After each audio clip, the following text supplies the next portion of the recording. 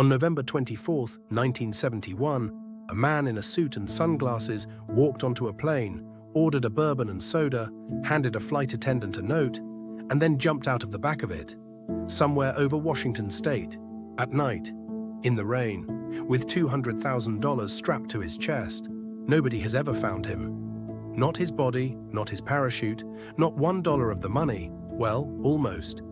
This is the only unsolved hijacking in American aviation history, and I think the reason it's still unsolved says more about the FBI than it does about him.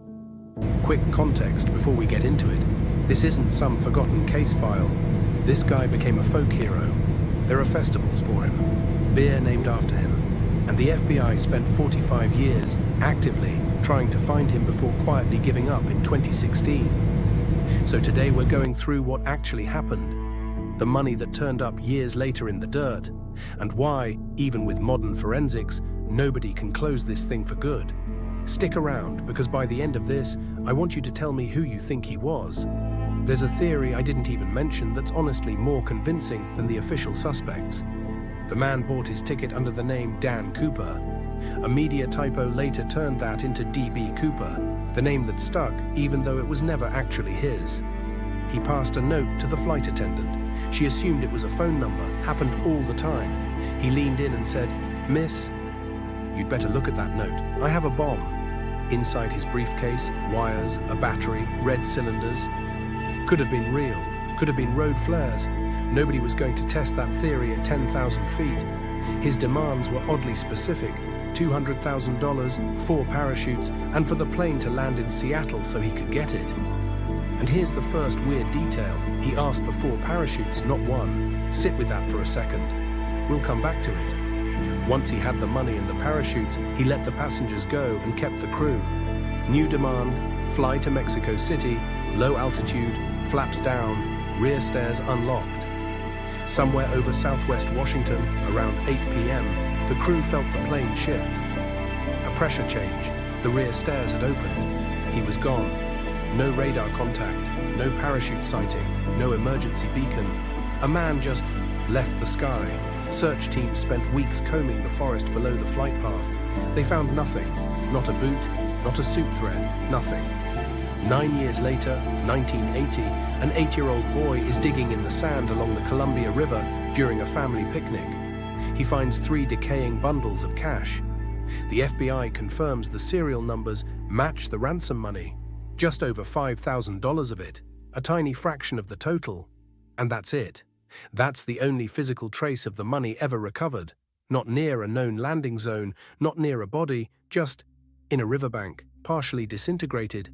Here's my problem with the popular theory that he died on impact. Rivers move money downstream over years, sure. But that recovery site doesn't cleanly match any drop zone the FBI's own flight path models predicted. Either their math was wrong, or the money moved in a way that doesn't fit a body sinking straight down.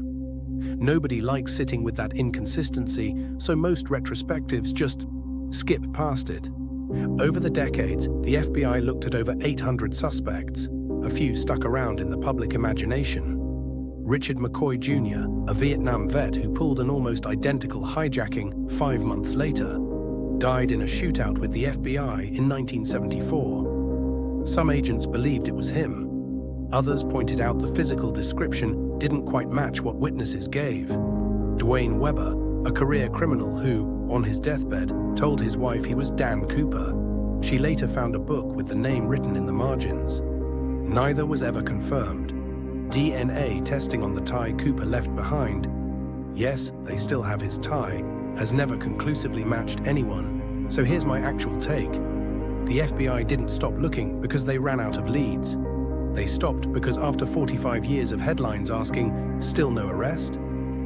Closing the file quietly was less embarrassing than admitting they never got close.